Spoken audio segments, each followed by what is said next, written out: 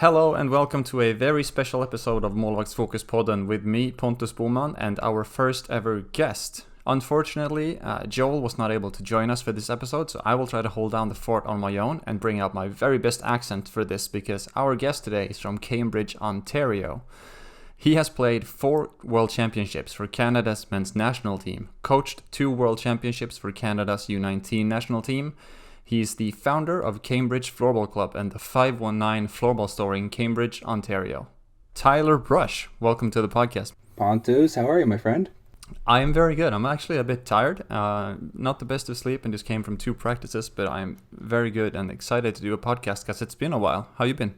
I'm okay. Also tired, just came from a training as well. So we're both on the same wavelength here. We're both, oxygen deficient in our brains here. I appreciate that. So today, it's going to be a very special episode because, first of all, it's our first ever guest, like I mentioned. And Tyler, you are not a goalkeeper.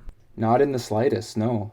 And in fact, I know very little about it. So it's going to be, I'll try to give the perspective of a player, I guess. But from a goaltending standpoint, I know very little. Which is the exact point of the podcast because there is a big gap in understanding between the 2 roles of field player and goalie, and I think we need to bridge that gap.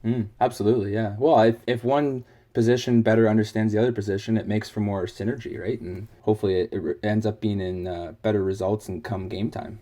Exactly. Do you ever have this issue with in your team or in one of your teams in your football club where you can see that there's a lack of communication or understanding between the 2 parts? I think regardless of the sport, there's always a bit of separation between the goalkeepers and the rest of the players. And I just think just because it's such a different aspect of the game, and a lot of the times the coaches don't come from a goaltending background, so they don't really know how to combine the practices so that the goalies are getting just as much out of it as the players.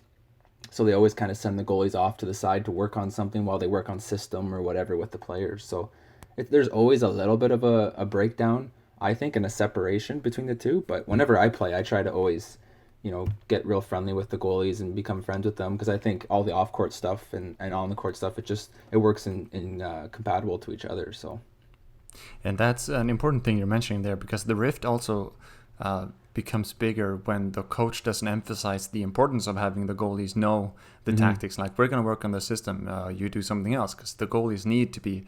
When I was playing the few years I was playing, I never knew the playing system. I just focused on where I thought the shot was coming from, or when I thought someone was out of position.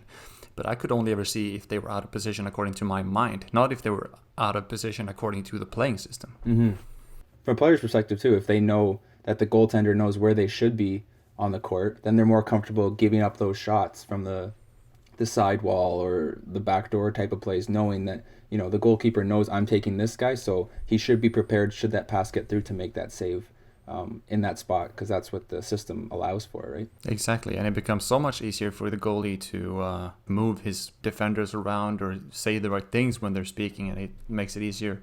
Vice versa, if the defender knows this is where the net is, this is what is best for the goalkeeper when I'm trying to cover this shot, like not trying to screen the goalie when you're blocking the shots and all this stuff. Like, this is a gap that we need to, I don't think we can ever close it, but we need to minimize it. Yeah, as much as possible. And it minimizes the amount of times that the goalkeeper is going to yell at me for being in the wrong position. So I always try to eliminate as much yelling as possible. Happen a lot, or? No, it's not too bad. I have good relationships with all my club goalies here, and then on the national team, all of my Taylor Ship and Ben and all them. So we have a pretty good relationship. So they'll yell at me every now and then, but I'm normally in the wrong, so we get over it pretty quick. Right.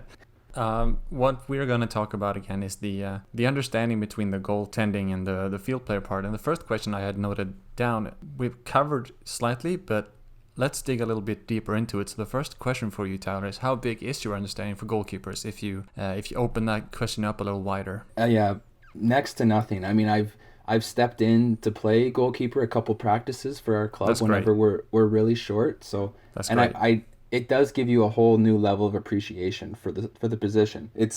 You guys are in a no-win situation half the time, because by the time the ball gets to you guys, the play's broken down on the defensive side a couple times. So it's either, if you don't make the save, it goes in the back of the net and everyone thinks it's the goalie's fault. But so my knowledge of goalkeeping is much more so of how how to beat and how to, manipulate their position so I can find an opening to shoot or find an open pass to make an easy goal. But so I don't know too much from the goaltender itself, but yeah, I always try to pick up on certain tendencies of goalies as that I'm playing against and try to find their weaknesses and exploit them. Right. I really appreciate that. I actually had this conversation today, tonight at practice, and I know we had it very recently on top of that.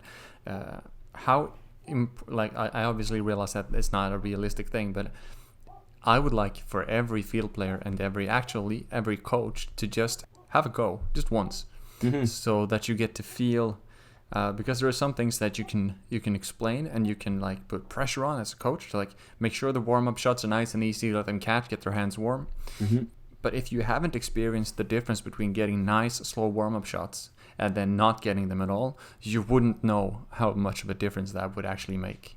Absolutely. And that's something that as we've become friends and I've been learning a lot from you, I try to incorporate a lot more in our club practices too, to make sure the goalies get a proper warm-up, because it's no different than just throwing a player out there without a warm-up into a game situation and saying, go score a goal.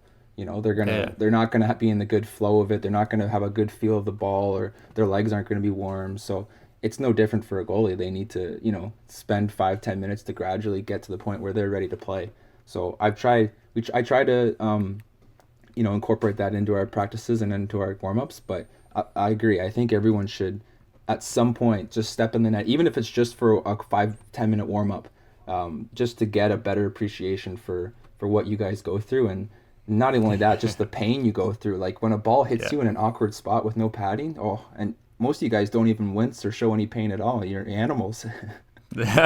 Some more than others, I guess, but I must admit that there is, and I'm sure this is the same for blocking shots as a field player as well. There is some level of pleasure to taking that shot and having it sting a little, because then you know that like that was my physical feedback for what I just did. That was a hard shot, positive reinforcement almost. Yeah, because that was a hard shot. It was difficult to save, but I had it on me, and I can show you the proof. I have it. Yeah, exactly. Yeah. Well, that's the battle scars, right? At the end of the game, you can show them all the spots you made the saves, and like, look, I did my part, guys. I have a bunch of photos from my old phone saved on my computer, and there was this one practice I remember I had. When I counted them afterwards, I'm gonna say 1 or 2 here. I had 7 or 11.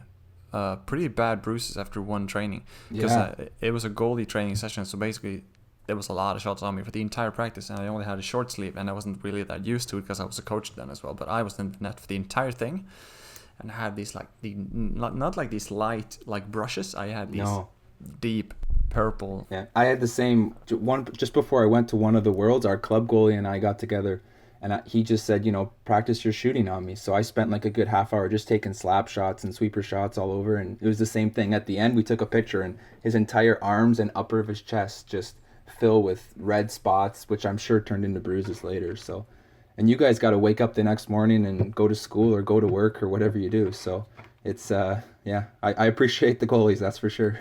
I appreciate that. I remember getting a picture from one of the Pixbo coaches. He was the head coach of the women's team last season, and now he is head of development, like playing system developing for both the men's and the women's team, Per Schusberg. And he sent a selfie to me from the women's national team gathering where he was in gear and he had the first try. And what he said with the selfie was, "I couldn't believe how much the warm up hurt." Yeah. Well, and I think too, like in the warm up, you probably don't have the adrenaline rush quite yet that you do in a game.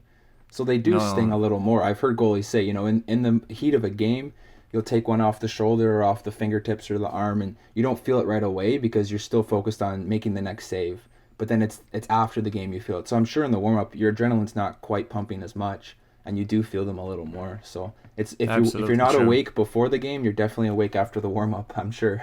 Absolutely true. Yep. So, all right. So you actually segued into this pretty beautifully a little bit back. So when you do play against a goalkeeper, you said that you manipulate their position in order to find somewhere to shoot. So how much do you think, like, let's say you're coming down on I don't know, let's say a breakaway. How much do you think about what the goalie is doing or not doing in contrast to how much you're doing with your stick, like what you're doing?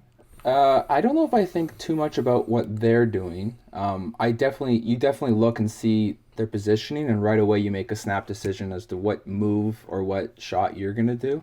But one of the things I like to do, and I try to do with the players too, at these U19 championships that I coach at, is I'll just kind of sit on the bench during warm up just for like a minute or two and just glance over and watch both goalies take their shots on the other team and just see, like, it's tough to judge sometimes in warm up because they're not always committing themselves 100% to every shot.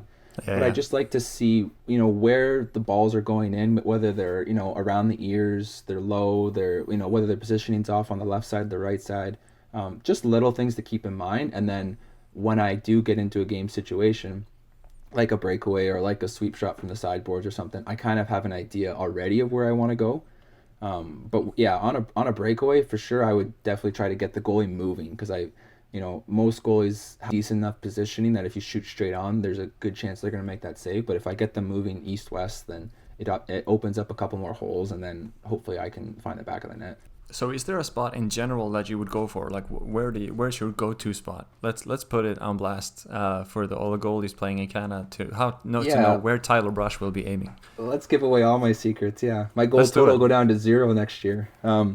No, so I generally, and I think it's pretty common amongst players, so I come from a hockey background, being in Canada, and you're taught from an early age that one of the best places to shoot on a goalie is the blocker side because they don't have the catching mitt to make that catching save, and it's much more difficult to save. And a lot of the times, the best shots to have are that shot that's about 1.5 feet or maybe in meters, like 0.2 meters off the ground, because it's right in that sweet spot of the goalie's leg and the goalie's blocker. It's right in between there.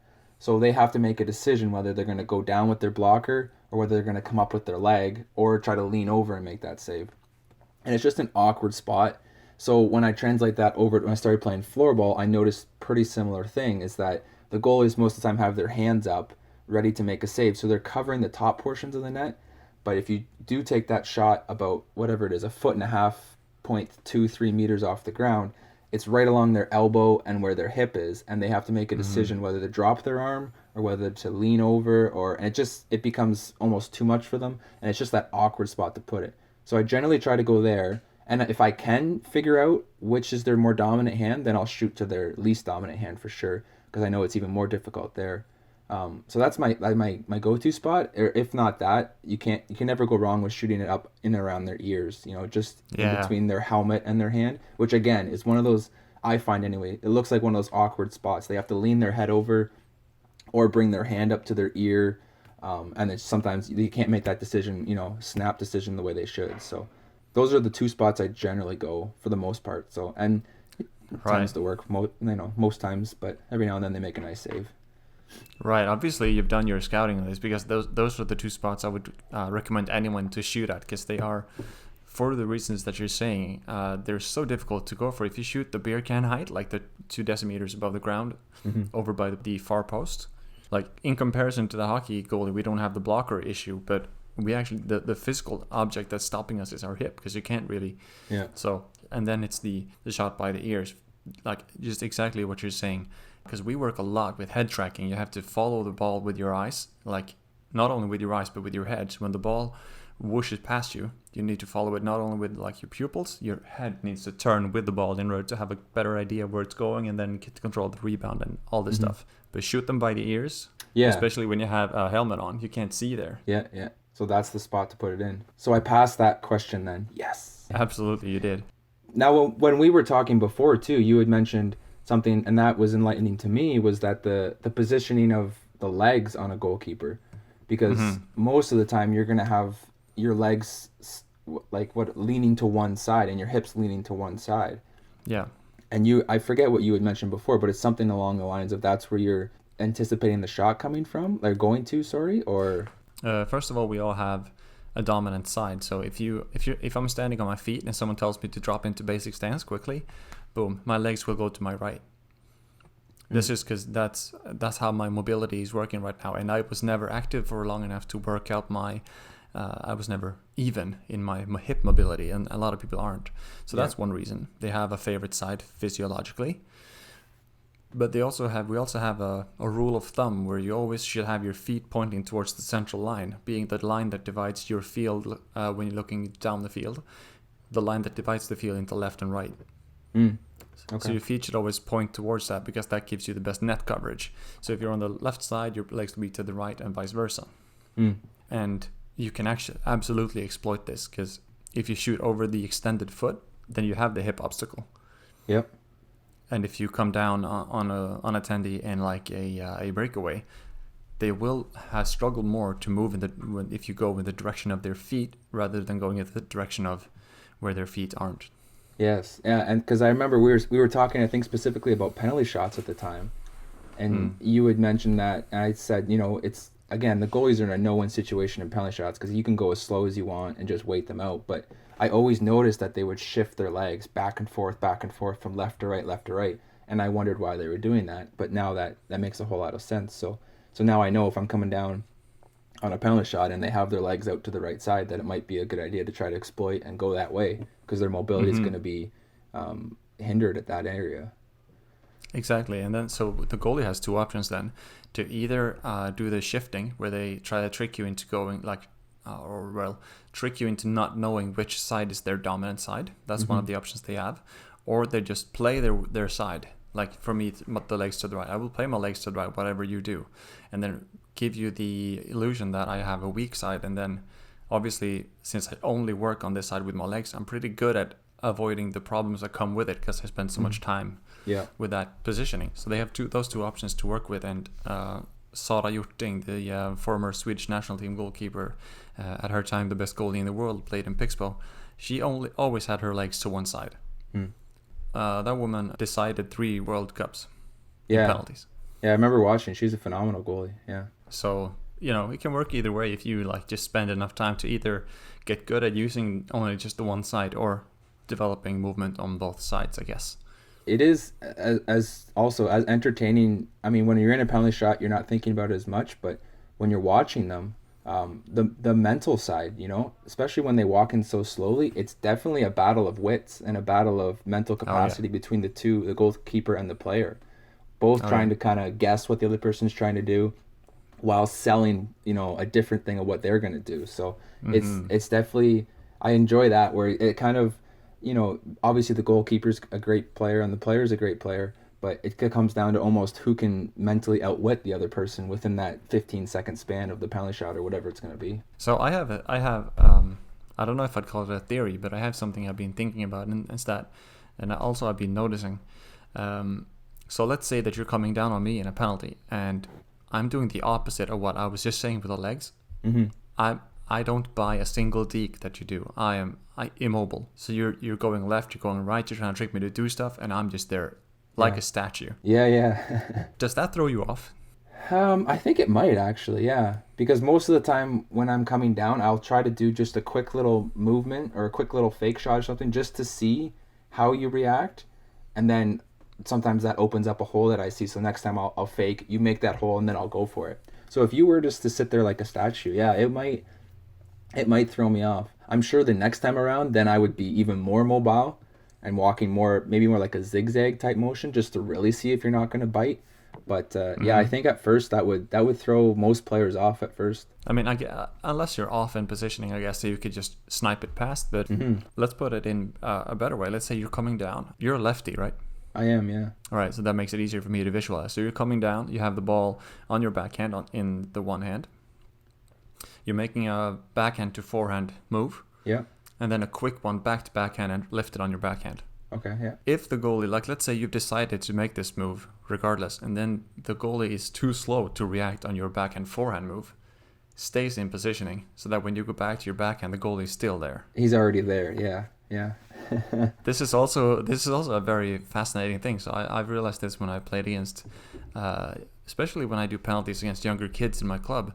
If I'm making like an advanced type of penalty where I go big deke left right, they don't always have the capacity to follow me mentally or physically, and it means they're still there when I'm shooting because I never looked what they were doing. I was just, this is my penalty, this is what I'm gonna do. Yeah. But if I had just gone backhand forehand, kept it there and just put it in, They wouldn't have been fast enough. So what I would have had to do was to slow my penalty way down and do it slowly, let them bite, and then go.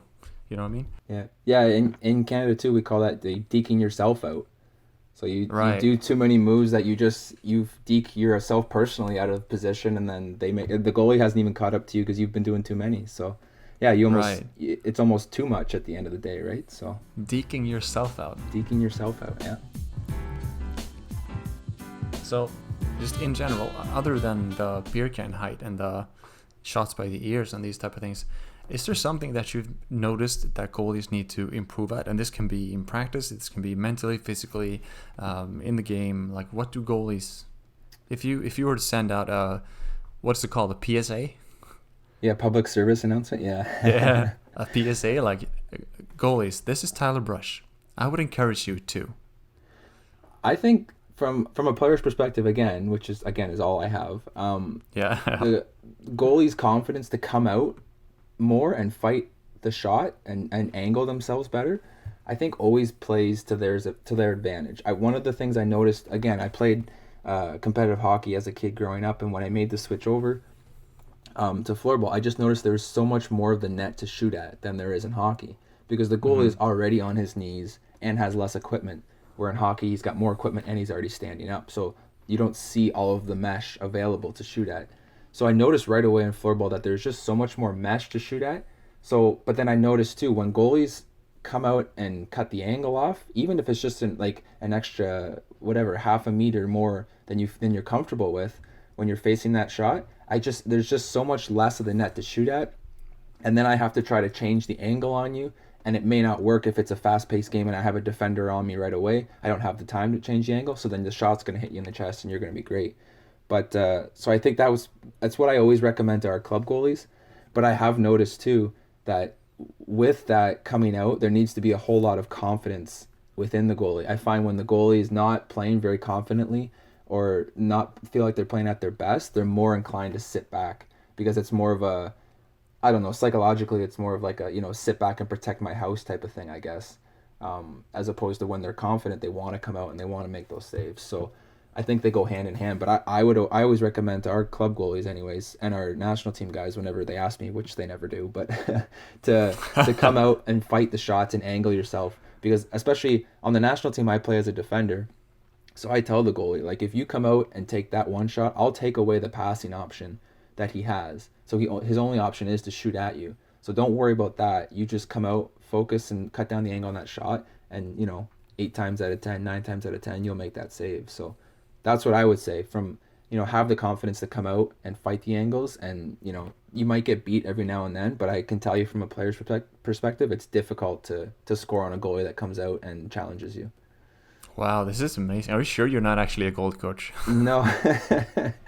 Just lots of observations, and I don't even know. I'm 2 for 2 now, you think? Yeah, at least. I think you might be even you might have actually picked a 1-up mushroom on the way here, so you got another 1-up on it. Because here's the thing, this is something I talk about so much with my goalkeepers, but I actually label it timing. Okay. So I have 2 labels on it, challenging and timing. So you need to challenge the player with the right timing.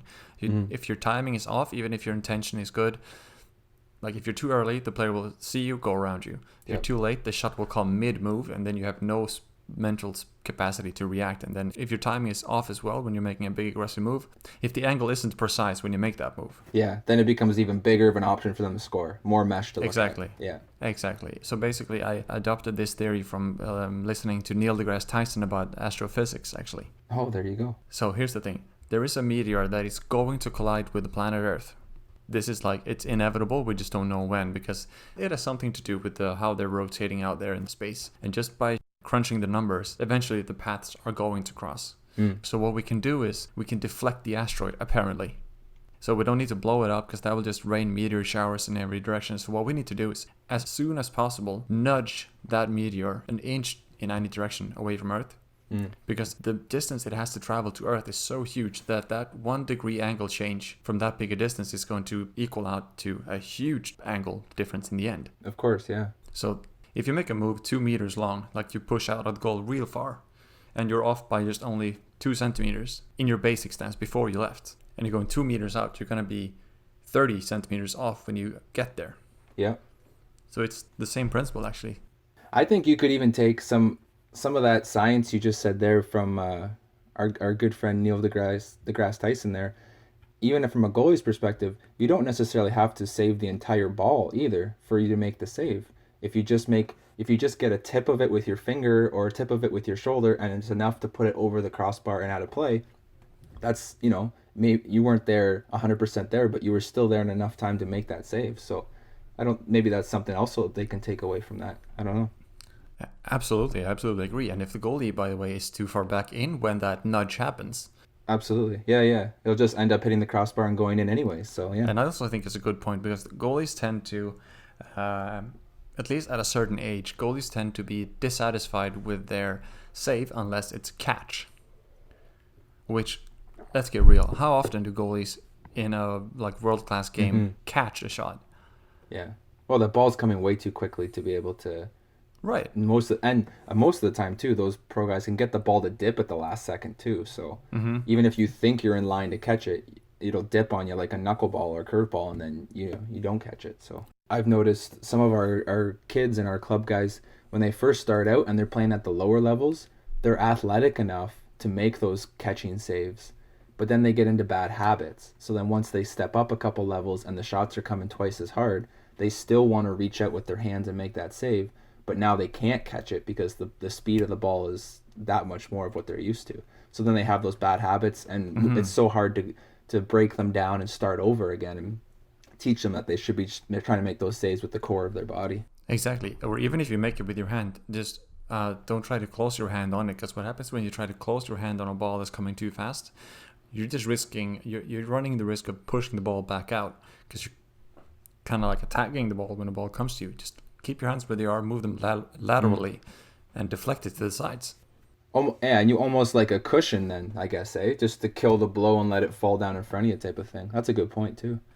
Yeah, it's really, I've seen a lot of it where you just try to punch the ball into your hand, and the rebound, again, if you go on my left side, you shoot on my right hand, meaning your far post. Yep. If I hit the ball with my right hand and I try to punch it, so I punch it forward, it's going to go up in the middle slide, whereas where you don't want the rebounds. So absolutely. So you'll be getting a great assist for the other team. Yeah.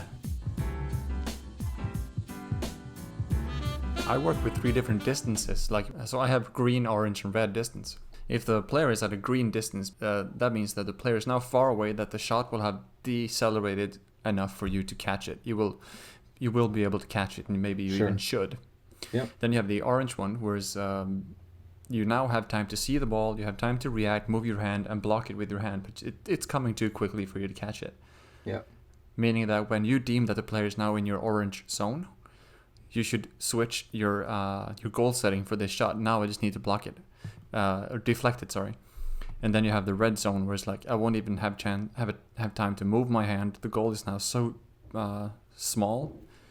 Actually, I'm now covering up so much net that the goal seems small because the player is so close that I can just sit and not move and block it, let it hit me. So it's important that the message coming out here isn't that you should never catch, it's that you should catch only at a certain distance.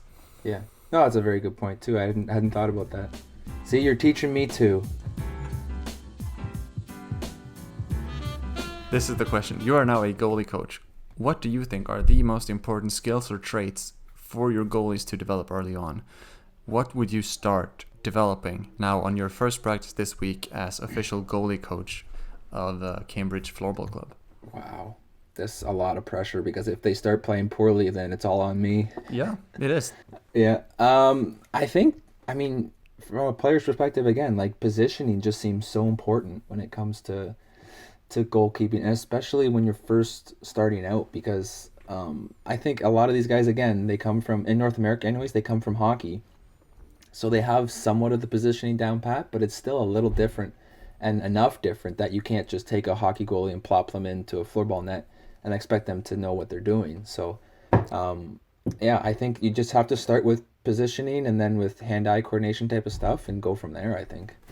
So can you break that down a little bit? Because here's the thing: positioning is a wide term, and a lot of the times when I hear people talking about positioning, they don't really have a clear concept of what would that be and how do we work on it. So can you Can you break it down? Are you calling me out here, Pontus? Yeah. Yes, I am. Again, putting you on blast for the world to know. Yeah, I think, well, like the mechanics of it, I mean, like you said before, with the distance of shots, trying to make sure that they know, when the play is coming across half court, how far out of the net maybe they should be. When it's, at mid court of that half court section, how much they should have backed up or how much they should have come out. And then the same when the play's in close. I actually learned quite a bit. So when Matt Smith and myself came to train at Pixbo for a couple months there before the 2016 Worlds. And one of the first days we got there, you got us to come out and be shooters on your kids' goalie camp. Yeah. And while I didn't understand what you were telling them because it was in Swedish, I still, from the body language and the actions, I picked up enough. And you were kind enough, obviously, to fill me in with English every now and then. But how important the positioning is in close to the goalkeeper. And how you should always be trying to position your body so that when you make the save, the ball falls down in front of you, and it can be an easy cover up or an easy quick grab with your hand type of thing. So even something as simple as positioning your hand when the ball's in close, position your hand to the point where there's no opportunity for them to shoot it over your hand. And if they do happen to try to shoot it high in your fingers, it's still, your hand is curved to a certain point where it hits it and falls straight down, and then you can cover it up as a goalie. So even stuff like that, because again, from my knowledge of it, I would just try to make myself as big as possible in front of the ball. I wouldn't think at all about how, my elbow and my hand and my shoulder should all be angled a certain way to help, because you're thinking of more than just the initial save, you're thinking of the rebound and where it should be going and stuff like that. So yeah, that's my answer based off of learning from Pontus. Oh, well, since it's based off of me, that was obviously like 3 for 3. Yeah. Since it was off you, it's the best answer ever, right? Yeah, absolutely. Of course. Yeah. No, but I appreciate especially the last part you said, where it's more about learning to get your body into the right position than it is adjusting your elbow 1 degree to the left, or like doing all these It's more important to learn like you said, the distance. How far out should it be in a certain situation? When should I back up? How much should I back up? Because that will not only like help you eliminate shots, it will help you if you move up at the right time and the right amount. It'll be harder for them to play. We call it overplay. Like you play. Yeah. You play past the goalie. It's more difficult to play past the goalie if he or she knows how to move back at the right time and stuff. Yeah, and I think too, along the lines of what we talk about with the tendencies of players, if you know that Olstom's walking across half and he likes to shoot, you're probably more inclined to come out as a goalie expecting that high-powered shot, where if someone else comes across that's more of a passer, maybe that you don't have to come out quite as much because 9 times out of 10 they're going to make a pass across court and it's going to be harder for you to get across that way. So I think even those little things, that's tough to teach a first-time goalie or someone starting out, but there's, again, the mental side of things and just picking up on little things along the way, you can probably help cheat the system a little bit. That is having some adaptability to your game according to what player you're facing. I mean, that's kind of high end, like knowing how to adapt according to different players, because if you're able to move, sit, and act, and at the same time read and adapt, then you're good. Mm-hmm. If you can do that, you're good. The nice part about playing in the high level in Canada here is we have 5 clubs, so we play each other quite a bit, and you get to know the players from the other team. And our national team is always pulled from these 5 clubs mainly. So a lot of these guys I play with on the national team and or have played before. So as a player, I know their tendencies. I've either played on a line with them or I've played against them for a couple of years. So I know enough to go to the goalies and say, hey, just so you know, this guy's more of a passer. This guy likes to shoot. This guy's more of a deker. This guy's more of a defender, like type of thing. So I think it plays to more advantage in Canada when the player pool is a little smaller, where when you're in the SSL or the highest finisher league and that kind of stuff, where there's, I don't know how many teams there are, 12 to 15 type of thing. So it's a little harder to keep tabs on everyone. But so that's one of the advantage of playing in a smaller player pool in Canada. But I mean, I agree. Although we have a few players, so my goalkeeper in Pixbo men's team, Ewan, he's doing his 10th season now.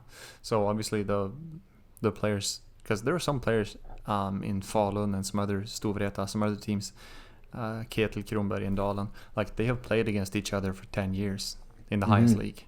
Yeah. Like they will know each other, even though they don't always succeed to read each other. We actually have the same thing, I believe, because for some reason it seems it's hard to replace the really good players who've been, because Sweden is obviously a strong floorball nation, and we have over 130,000 players licensed in Sweden. So we have a big player pool, but once you've established your name, it's kind of like you're gonna stay on there in some capacity in some team.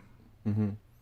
Yeah, so you get to know them a little bit, but again, the speed that they play at too, just because you know that a certain player likes to shoot at a certain side of the net or whatever, it still happens so quickly that if you make a split decision, the wrong decision, it's the ball's in the back of the net. So there's very little room for forgiveness in that type of league. Oh, it is, yeah, for sure. Well done. Am I passing so far? Yeah. Yeah, absolutely.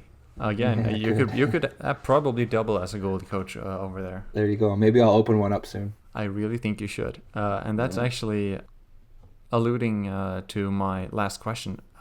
I actually have a bonus question as well that I wanted to talk a little bit about. But staying on the goalie topic, what do you think is the most important step from here to improve the goalie to player understanding of the game and player to goalie understanding of the game? And like, how important is it, and how do we go about it? I think it might be twofold. From a coaching perspective, I think you need to include your goalkeepers into all of your training and system talk. I mean, I think sometimes, maybe more so in the past than in the present, but when you have your line meetings or you have your system talk before games or after games, the goalkeepers just kind of, are not pushed aside, but like, they have no one to kind of go with and chat with about besides themselves. But it might be a good idea to have, if you have your line meetings, to have a goalie sit in with the line meetings just to better understand what each line's doing, and so that when they get out there on the court, they can read and adapt a lot quicker and a lot easier. Good. And then when it comes to practice time too, like just because you're going over a system doesn't mean the goalies have to go over there and collect the balls or do their stretches or anything like that. They can sit in and watch too on the drills and that kind of stuff. But then from a player's perspective, I like just to keep a good open relationship and friendship with the goalkeeper. Whether I play forward on my club team, but then I tend to play defender a little more on the national team. So as a defender, I mean, you really have to, you live and die with your goaltender. So I have a pretty good relationship on the national team with Taylor Shipp. So we always are communicating back and forth, and he lets me know what he can see and what he likes out there. And then when we're off the court, we go out for drinks and we hang out and that kind of stuff. So I think the off court stuff really helps play into the chemistry on court. And then when you're on court, you just got to be honest with each other and realize that, you're both trying to win the game. So it doesn't matter if one guy messes up as long as the other guy knows what's happening. So the communication is key for sure. Communication is key, absolutely. And then I think it's also important to just have the communication, the lines of communication open in any situation, be it practice or game, where like, so let's say that the opposing team now takes a shot, and it doesn't matter whether it goes in, it goes out of bounds, the goalie saves it, whatever. Something that I find really healthy between a goalie and a defender, and the defender in this situation could be an attacker, like they're just pushed far back into their own zone, you know what I mean? Yep. For the defender to ask the goalkeeper, how did you perceive that situation? Just that simple question, that will force the attendee to open up and be like, sorry, I didn't register. And then that's your starting point. He didn't register. So then we need to talk because I saw it this way. What do you think? And then, or you will get the response that, I think that was really stressful because when you were trying to block the shot, you were in my vision. You need to, like, when you block the shot, make sure that you block my far post. Let me deal with the shot and you can block the shot. Like, just start these dialogues with these simple questions. And they don't have to be long, drawn out conversations. It can just be like what'd you see there? Oh, I saw this. Okay, well, I'll fix it next time. Okay, cool. And then you go for the line change. Exactly. On top of that too, though, I think a lot of the times when you're doing a post-game breakdown, you always seem to look at the plays that went in as like, how do we fix those? The ones that they scored on. Yeah. But there's countless other opportunities throughout a game that don't go in, that there was still a miscommunication between defenders or between goalkeeper and defenders. So you don't necessarily have to sit there and pick apart every goal. But you have to go back into the game and say, even the ones where they, the opposing team just barely missed the net or they hit a crossbar or something, those could have been goals. Mm-hmm. So maybe it's good to sit and just, as a broad sense, just look at, all of the plays and just quickly figure out what went wrong on each one, just in a quick mental state type of thing. So basically record your games. Absolutely, yeah. which is something that we enjoy on the national team because we can obviously the IFF records them and gives it to the players after. So we learn quite a bit sitting there and analyzing. We don't get it quite as much with our Division 1 games in Canada because we don't have anyone really willing to sit there and record everything. So you just kind of gotta go off memory and in the moment stuff. But yeah, we've noticed a big change in our national team anyways from film. Yeah, film does make it easy. I mean, we have quite a luxury there where we actually get to download every game, like just a few minutes after the game is played. I have a downloadable file of the entire game that I can manipulate and make videos of. So we are really fortunate that way, and that it's so key to have those discussions based on what like not physical but empirical evidence, like. Because when you're playing, you're going to have a perception of how it happened. This is what happened. And then when you look at the game footage, you're like, ooh, I was way off, or I was spot on, or whatever. And it's one thing to you can make strides still without video replay and without breaking down game film. But I think the strides are that much bigger and faster when you do have, like you said, visual evidence of what went wrong and how you can fix it. I even remember one of my first seasons in Pixel, I didn't have that much separate time to work with my goalies. This was with the men's team as well. I wanted to, when they were going to practice power play, I wanted to take him out of there and work on something on the other half court and put the backup goalie in the net for the power play. And the reason that I wasn't allowed to do so is that not because he wanted to practice power play, penalty kill. His input for the actual playing of the penalty kill was too valuable. But he would play. And this is still happening. When he's playing, he's in there, he's working, he's doing his stuff. Like when they blow the whistle, and gather up to talk about what happened, he will have a full-sighted perspective of what happened because he's so mentally present. And that to me is super impressive. It's awesome too that the coaching staff looks to him for that advice because, again, like we said before, a lot of the times the goalies are kind of, often doing their own thing, but a coaching that's willing to bring the goalie in and knows that he has a much better perspective sometimes and a much different perspective, which can only just help the coaching staff learn better as well, right? And grow as a team. Exactly. And if you're a goalie and you're not getting this, you're not being invited into the discussion, you should elbow your way into there. I agree. Yeah. Force. Even it doesn't have to be forceful, but just mention. Hey, let's try this next time, or this is what I see, and volunteer your information for sure. Or do the or I'm gonna try my hand on another expression here. Okay, you ready for this? Okay, let's see. Yeah, I'll grade it. All right. So as a goalie in this situation, rather than hitting them up with "this is what I think," you should sometimes have a piece of humble pie. There you go. Yes. And just say, I don't really understand the way we're playing this box play or this penalty kill. Could you explain the fine points of this power play so that I can help more? Yeah, because if you better understand the reasoning of it, then maybe you understand why they're doing it, and then you can say, well, yeah, that's a good reason, but you haven't thought of this or this or this. So exactly. So how did my expression work?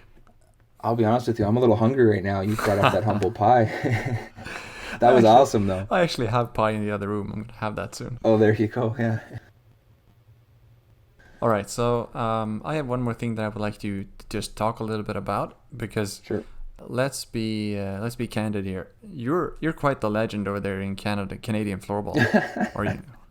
No? Well, within it's not a big floorball circle, so the legend might not spread out that far, but I think most people know my name at least, or at least seen me around. Right, and this is something that I find so inspiring because for me, getting into floorball in Sweden, all I had to do was sign up for a team and boom, here I am, now I'm playing, and boom, now I'm coaching because there is an availability to it. But you actually went ahead and started a floorball club, and you started a floorball store in Canada. So starting with the floorball club, talk a bit about that.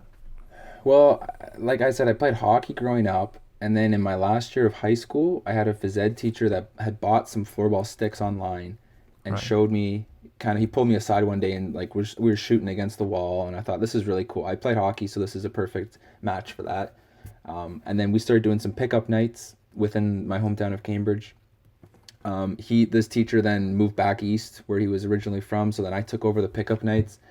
And I just found it was tough to get guys to come every night. It's when it's pickup and there was no money involved. So, if guys had a birthday or worked late or something, they just wouldn't come. So I thought, well, let's try to start up a club and get guys to pay a little bit of money so that they're committed, and we have a local league. So all of our guys play like with their friends on a weekly basis in the league, and then from that we pull our players into our clubs that go and play in tournaments in Ottawa, Montreal, Toronto, all that kind of stuff. So sorry, how was the response when you said you want to do this and then pool a little bit of money into this sport that nobody knows of? It was actually pretty well, because at first point it was just myself and a couple buddies just pulling our friends in, right? And saying, it was a very small amount to begin with. Right. Because I think one of the main things we try to focus on in Cambridge anyway is keeping the price point low, because why would someone try a new sport if they have to invest all this money just to find out they don't like it a couple weeks in? Mm-hmm. So if we keep the price point pretty low, then it's not much for them to throw, 50 Canadian dollars in and say, okay, I'll come out for 12 weeks and see how I like it. Mm-hmm. So we started off with slow like that, and it's gotten to the point where it's a little bit more of a financial commitment now, but we have a lot of guys that have bought in. We have a great local scene in our Cambridge, and then we have 2 teams, a Division 1 and Division 2, that we take to all of our tournaments that compete. So Hey. yeah, it's been fun. It's been about like a 10 or 11 year process to get to that point. But yeah, we're one of the biggest clubs in Canada at this point, and we're pretty proud of that. Amazing. How many what do you say, participants? How many members? Yeah, members we have. So within our local leagues, we have probably about 100. Hey, for that's not each bad season. at all. So we break it up into fall season and a winter season, because some people can't play in the winter but can play in the fall type of thing. So we have about 100 players there, and then we have about anywhere from 12 to 15 on our Division 1, and then about 9 to 10 on our Division 2 that play so consistently. And then we always bring in a couple of extras every now and then when we need bodies. But so we have probably about 100, which is not big in comparison to what's going on in Europe, but for us it's pretty big. That is not bad at all. That's pretty impressive, actually. And having to compete with all the other sports, we're pretty proud of it. So that's amazing. So So what about the Floorball Store? That's so exciting to me that you've done that. Yeah, and that's actually one of the things I'm most proud of and excited of to see where that leads us. So we have a great relationship with Oxdog.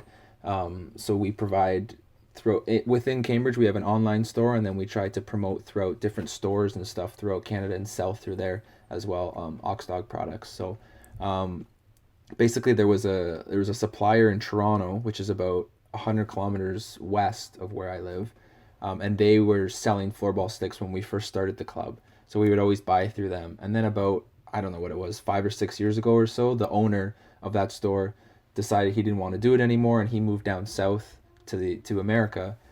So there was really nowhere to buy, higher level equipment. There was some stores that sold like base model stuff, but for any of our Division 1 or Division 2 players that wanted some good equipment, there was nowhere to really go for that. So thankfully I've had a couple contacts and been to Europe a handful of times, specifically Sweden. So I was able to kind of forge a relationship with the Oxdog guys there, and so we agreed to start selling some of their stuff, and we've gotten to the point now where we sell online, we provide for our club, obviously the Cambridge Club, and then we have, I think probably to date, we have about 6 or 7 stores we've gotten sticks into, which is really big, because then it becomes much more visible, the sport, right? Kids will walk in to buy a baseball glove or a hockey stick and see these sticks, and then Google and figure out what the sport is, and then there you go, we've got them at least interested or at least knowing what it is. Yeah, that's something it's fun, because my background and my schooling is not business related, it's in science, so it's been like a kind of a learning experience, but I've been really excited to see how through floorball all these opportunities and stuff have opened up, and I'm definitely having fun with the process. So that's your full time now? It's at this point it's just a part-time, because I still have to pay rent and that kind of stuff, so I need to be working, but between the club and the business and then my work, it keeps me pretty busy. But we're hoping, it's myself and one of my good friends, we're both business partners in it, so we're really hoping that it leads to something full-time within the next couple of years, and with obviously that implies that the growth of floorball will grow, so that's what we're hoping. It's kind of a two-tiered thing where floorball grows and gets bigger and bigger, and then we're able to work kind of full-time into floorball, which would definitely help. Wow, that would be so amazing. So if you're anywhere near Cambridge, Ontario, you're interested in the sport, swing by the 519 Floorball Store in Cambridge, Ontario and support your boy. Absolutely. Maybe you'll see me and I'll give you a little wave. And you can have an autograph. Autograph. Oh, okay, now you're selling away free stuff here, Pontus. I mean, you want to get the word out there, right? So the first 10 That's kids true. leave there with a Tyler Brash autograph. They're going to have people running in there. It might devalue the stick, but I'll do it if they want. So Tyler, it's been absolutely amazing getting to have this sit down with you, and I really appreciate you fitting me into your schedule. Hey, no problem. I just want to say quick before we go, I know you've done, of course, we met through Floorball Canada. You did a lot of work with our U19 team and then with our men's team in Latvia too. And I know you don't get to see on a consistent basis because you've not been to Canada yet, but there's a lot of trickle-down effect from the stuff you've been teaching our national team goalies. Wow. So I want to say a big thanks for that.